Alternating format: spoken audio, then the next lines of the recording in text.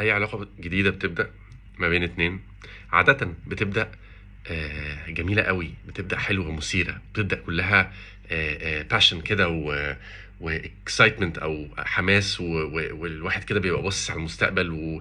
وحقيقي يعني كنت لسه قاعد بتكلم مع ناس صحابي قد ايه الحياة بتتغير في ثانية لما الواحد بيحس ان هو لقى حد يبقى معاه ويتبسط بيه ويحس بيه.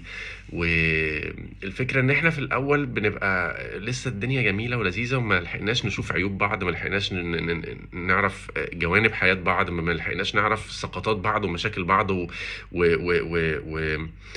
وعيوب الشخصية في كل واحد فينا.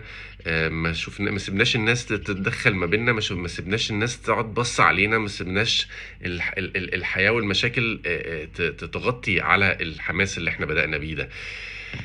لكن ده بيحصل والحياة بتتحول إلى حاجة تانية خالص. الإحساس الجميل اللذيذ ده بيبقى إحساس غريب وشك وخنقة وغرابة وتنشنة.